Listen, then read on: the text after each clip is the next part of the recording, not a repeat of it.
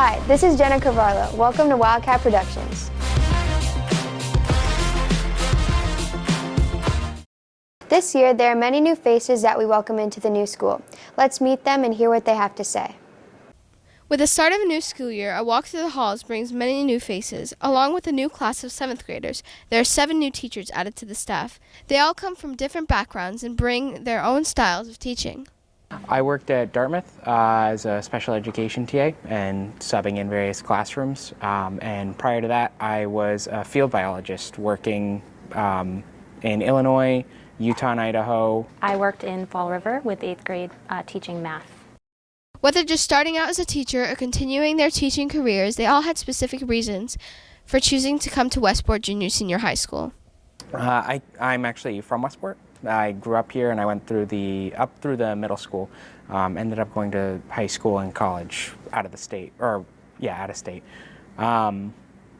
it's my hometown. I still live here and I have a passion for science and I wanted to get into teaching, and there, I guess with some of the changes that have come with Westport, there was an opening, and specifically in science, which appealed to me, so I wanted to come here.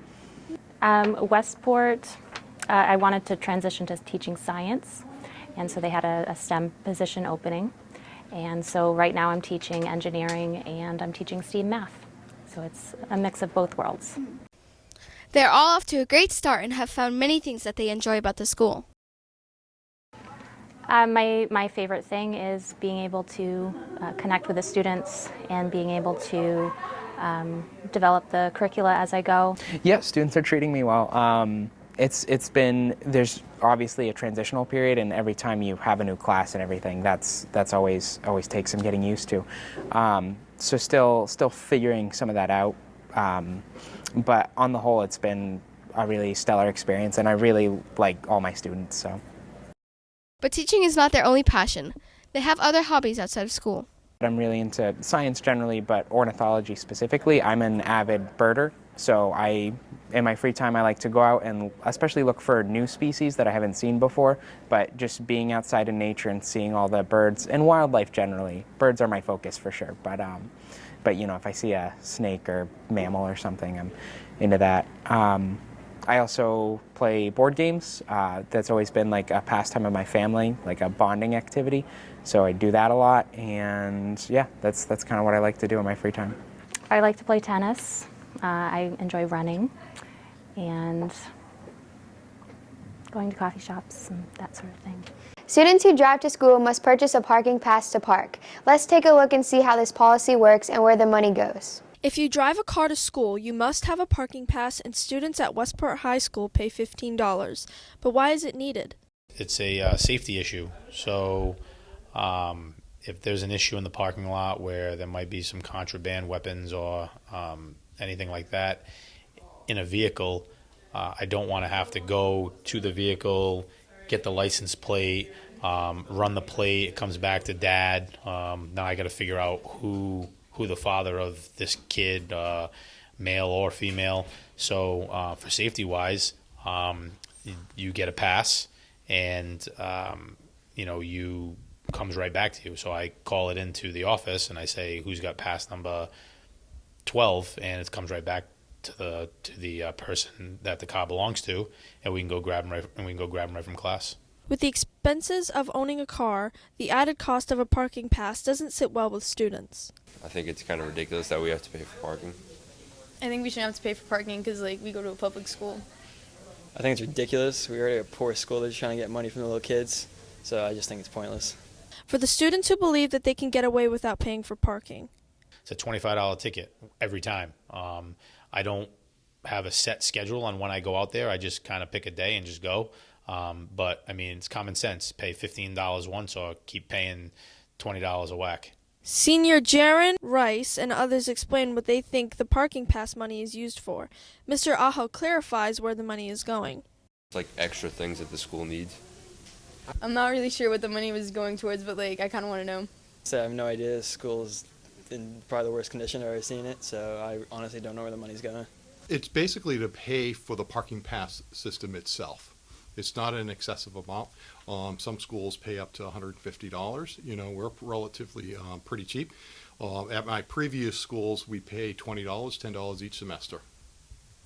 Although Westport's parking pass is cheaper compared to neighboring schools such as Dartmouth, the majority of schools in the area, including Conley, Durfee, and Diamond, do not pay for parking. Students and staff both park in the same lot, yet students are the only ones who pay. I think the teachers should be able to, should have to pay for parking too. I think that the teachers and the administration should have to pay for their parking too. I think it's crazy. Like, teachers literally park right on the side of us, and they don't have to pay for anything, so I don't understand it. Because it's part of the system that we're here.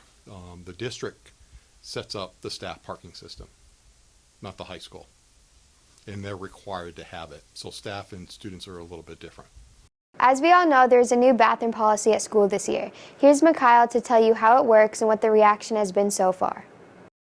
Westport High School has had many changes in this new school year. The most discussed change is the bathroom policy. Steps for the bathroom policy. Step 1. Fill out sign out sheet for leaving the room and the bathroom pass sheet, both signing name, date, time, and teacher's signature. Step 2. Go to the bathroom, sign in at the desk outside the bathroom with name, date, and time, and the teacher at the desk signs your bathroom pass. Step 3. Wait in line to use the bathroom. Step 4. After use of the bathroom, sign out with time and go back to class. Step 5. Sign back in on the sign out sheet once you return to class. In previous years, students only had to sign in and out of class and sign the bathroom pass with name, date, and time. I think it's a little ridiculous that students have to wait 5 to 10 minutes out of their class time just to go to the bathroom. Well, it makes me stay out of class like 10 times longer than I usually would. I like the new bathroom policy. I think it's effective. I think for high school students, it's kind of a pain because you're being babysat by the bathrooms, and that should be a private time. But from a management standpoint and effectiveness standpoint, I think it makes sense for kind of what we went through the last few years. Senior Zach Rothwell and others explain how the bathroom policy affects them. Not really me personally, but sometimes I'll try to go to the bathroom. I'll miss like 10 or 15 minutes of class, and when you're in advanced placement classes like physics and stuff, it hinders your learning. Well, it makes me stay out of class like 10 times longer than I usually would. Well, it's tough because we get prep block throughout the day, which is 90 minutes, and you have to spend half of that. I know for me, I spend half of my prep, 2 preps a week, monitoring the bathroom or the back stairwell, and it takes time out of your day. Students are only allowed to use 2 out of 4 bathrooms located in the school. It's pretty dumb that we only have one bathroom that's localized. I feel like we should be able to use all bathrooms the same. A bathroom's a bathroom. I feel like it's kind of not the smartest idea because even though as a high school student I still have classes that are mostly upstairs, I still have some that are downstairs and I have to come all the way upstairs and sometimes have to use the... I think it's tough because you have second floor high schoolers who need to take the 3rd floor stairs on both sides of the building and have to go and wait in line on the 3rd floor, and by the time they reach the 3rd floor bathroom, then they're waiting in line and they get back to class, and it just takes a lot of time. So, I think it's done with the best intention in mind, but there's still some kinks to work out. Numerous incidents in previous years has led to the new bathroom policy. Because they feel like it would cut down on vaping. It'd be easier to single out students who were, but I feel it's just an inconvenience to the students. I think that it was put into place to try to stop students from vaping in the bathrooms as well as destroying everything in the bathroom. Like I said, I think the last few years we've had ineffectiveness in the hallways, and I think that the behaviors in the hallways have been atrocious between the screaming and the destruction of property in the bathrooms and things of that nature. And I think it makes sense. I think admin did what they needed to do in order to keep a safe and effective bathroom. In our student spotlight, we introduced to you an 11th grader who says his love for self-defense has been life-changing. When asking high schoolers what they've accomplished, few would ever expect to hear one say, become a black belt in martial arts. Here at Westport High School, however, one student has not only achieved in becoming a black belt, but also made it to the second degree. I have been doing karate since second grade, so around at least 9 years. And it's been a very, very good ride. 11th grader Sean Landry has studied martial arts to learn self-defense, which caused a big change in his life. It's impacted my life in a lot of ways. Back in 8th grade, which is currently the worst school year of my life, I had non-existent self-confidence at all, and karate was what brought it back and why I have the confidence I have today, and why I have confidence in my own strength and ability to defend myself, and just believe in myself. Through his training, Sean has not only learned how to defend himself, but also how to push himself even further. The hardest part is the inevitable black belt testing, which was which was incredibly long, arduous, and it pushes you to the limit. A 5-hour test of a mix of doing everything you've learned plus an insane amount of fitness that can and will push you beyond anything you could have thought you could do. It's incredibly hard, and I will not lie, I have cried out of sheer stress, but it is great when you finally get through it. The teachings and training that Sean has learned from is something he wishes to continue for as long as he can. I am persistent, and I will keep pushing no matter nearly any condition I'm in. I'm just going to keep going, and no matter what. It's the root of how I got my confidence, and I want to hold on to that. That black belt is something I take pride in. Yeah! Nice. Excellent.